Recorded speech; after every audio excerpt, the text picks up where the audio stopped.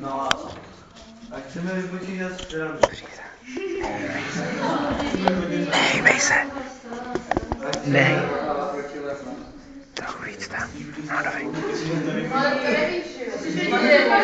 Vlastně umy počítáme, ne?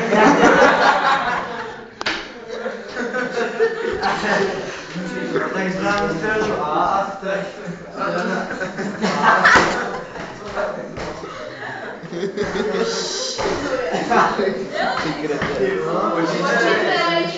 A chceme vypočítat úhel alfa. Který ještě neznáme. Tak zvolíme funkci A co to je funkce sinus? Jsme právě neřekl. Co to je? Jo, co to je sinus? Co je? To neznáš. Kdo to je nakonec?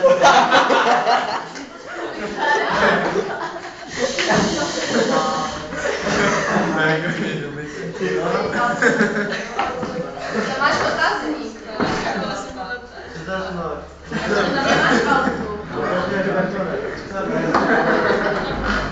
No, ty dáme do poměru. Sinus je protilehlá hvězda plus přilehlý hvězdy. Víš, co to je tangens? Jo.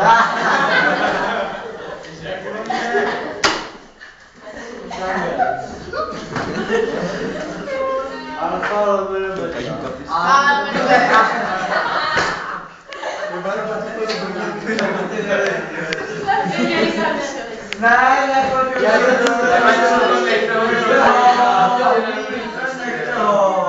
Ještě 3 minuty.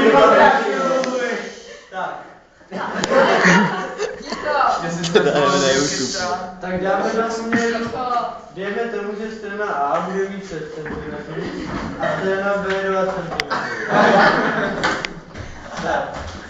Jo, to je taky potřeba Jo, tak to je 6 lomeno 2 a to se rovná... Tak. Takový tady čísla. Když to čísla, ne? Jo, a jo, to se ještě musí vydělit. Přiděleno jednou je hodně těžký příklad. Tady si to. To je 1/3 přece. Učitel. Najdeme si v tabulkách. My tak máme ruce. Taky. Tohle by měla vidět kam. Cenzura. Tangens.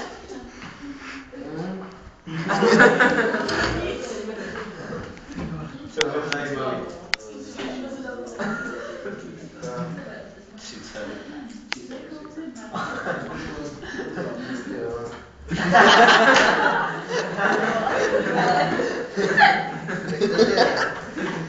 Přestupně hledáš. Jak to bude tady?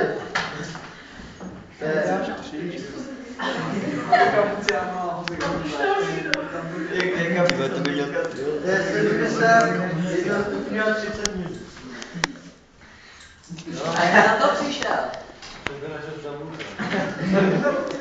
Jak můžeš najít tohle číslo v tabulkách? Protože na 40 minut. Ty koukáš se na to, na odmocněny a mocniny. Musíš mi 4 desetiny místa povědět, já dobře vím. Jak jsem zaokrouhlil, když to je 3, tak si asi 3 nuly domyslím. Ale nezaokrouhlený číslo v tabulkách. Asi když tady máš 0, že jo? No a ty tam nemáš, že jo? To ne, máš až uvidí. To není důvod psát, že jo? To je